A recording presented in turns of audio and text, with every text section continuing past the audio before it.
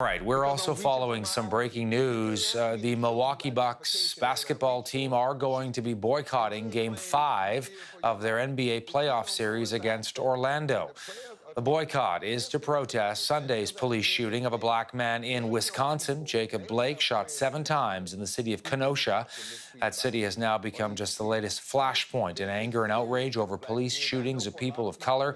The Orlando Magic basketball team has left the court after the Bucks did not show up for a warm-up before the game. Milwaukee, about 45 minutes from Kenosha. The Bucks and other teams, including the Toronto Raptors, had been rumored to be considering boycotting games over the shooting of Jacob Blake. And now we hear that for the Bucks anyway, it is going to happen for Game 5. Dave Feschuk is my guest, sports columnist with the Toronto Star. Dave, good to see you. Are you surprised? Not particularly surprised, to be honest. I mean, this has been rumored for the last 24 hours and more. The idea that NBA players en masse, not just the Milwaukee Bucks, not just the Toronto Raptors, who've been, sort of in the forefront of the discussion, but there have been a lot of players expressing massive discontent with the shooting of Jacob Blake in Kenosha.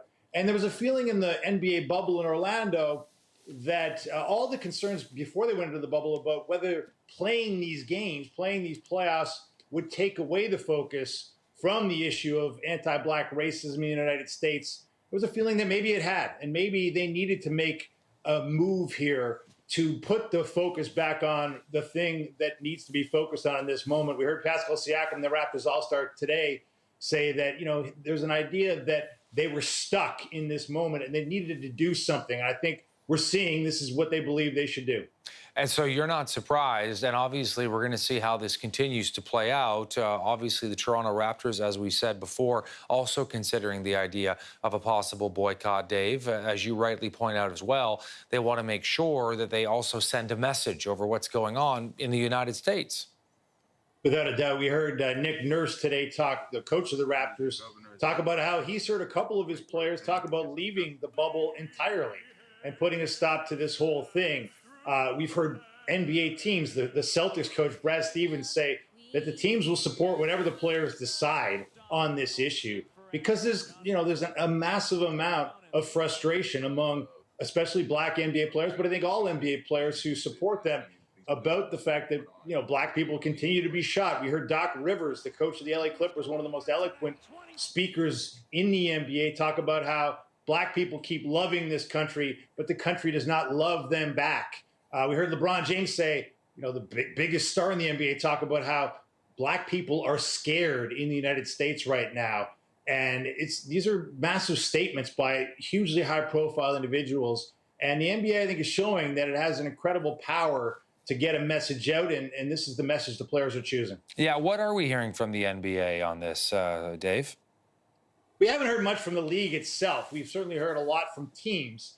And the teams, I mean, you talk about teams that would be supportive of a move of this nature.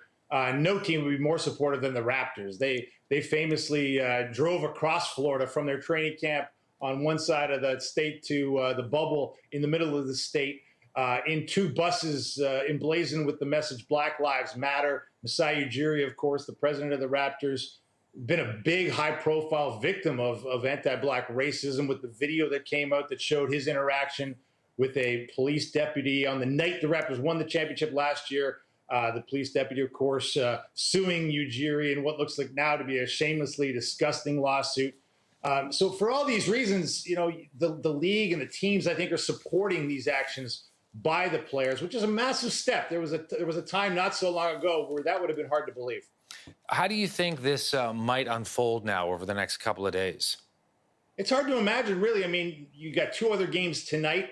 LeBron James is scheduled to play. Of course, his voice is probably the biggest voice, the loudest voice among NBA players, the one that's the most respected. So it'll be interesting to see how the LA Lakers and LeBron handle this moment. It'll be interesting to see how the Raptors and Celtics handle what's supposed to be their game 1 of the second round tomorrow, scheduled to be a 6:30 start. It's hard to imagine they're going to keep playing basketball, would be my guess, although there's really been nothing definitive that's come out to this moment. Dave Feschuk, sports columnist with the Toronto Star on this news. The Milwaukee Bucks boycotting Game 5 over what we're seeing playing out in Kenosha, Wisconsin after the shooting of Jacob Blake, and the deaths overnight of 2 other people.